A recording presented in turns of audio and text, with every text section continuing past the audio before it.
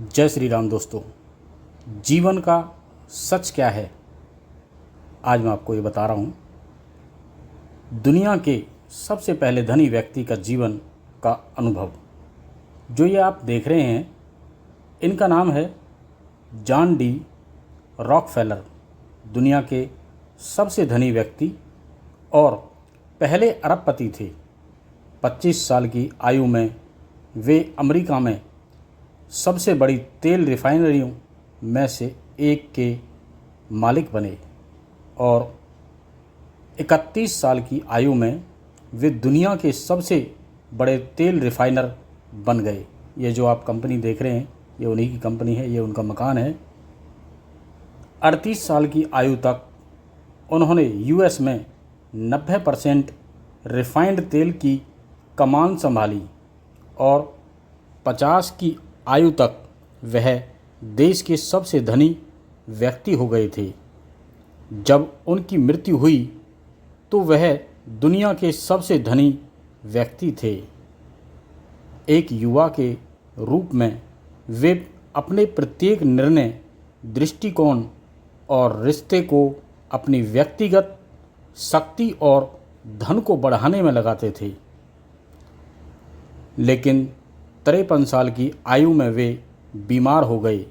उनका पूरा शरीर दर्द से भर गया और उनके सारे बाल झड़ गए।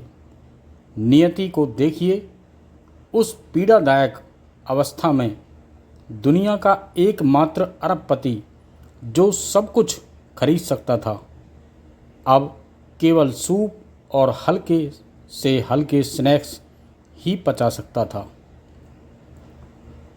उनके एक सहयोगी ने लिखा, वह न तो सो सकते थे न मुस्कुरा सकते थे और उस समय जीवन में उसके लिए कुछ भी मायने नहीं रखता था। उनके व्यक्तिगत और अत्यधिक कुशल चिकित्सकों ने भविष्यवाणी की कि वह 1 साल यानी 1 वर्ष ही जी पाएंगे। उनका वह वर्ष धीरे धीरे बहुत पीड़ा से गुजर रहा था। जब वह मृत्यु के निकट पहुंच रहे थे, एक सुबह उन्हें एहसास हुआ कि वह अपनी संपत्ति में से कुछ भी अपने साथ अगली दुनिया में नहीं ले जा सकते। जो व्यक्ति पूरी परिवार की दुनिया को नियंत्रित कर सकता था, उसे अचानक एहसास हुआ कि उसका अपना जीवन ही उसके नियंत्रण में नहीं है। उनके पास एक ही विकल्प बचा था।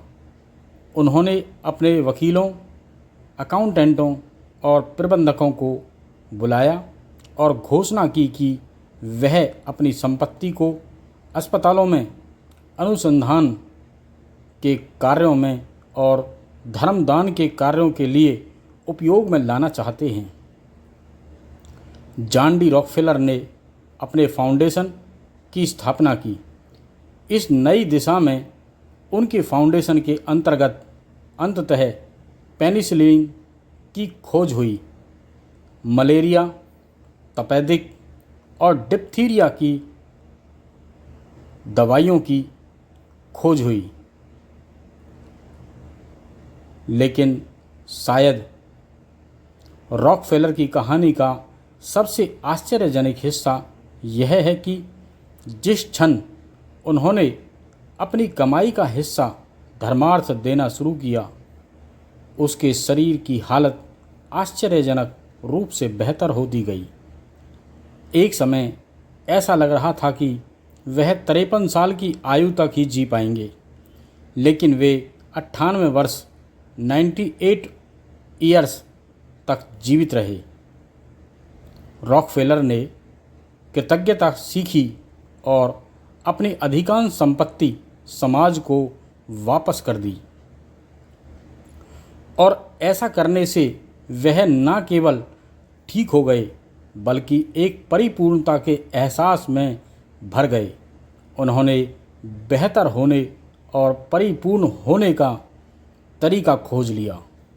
ऐसा कहा जाता है कि रॉकफेलर ने जन कल्याण के लिए अपना पहला दान स्वामी विवेकानंद के साथ बैठक के बाद दिया और उत्तरोत्तर वे एक उल्लेखनीय परोपकारी व्यक्ति बन गए।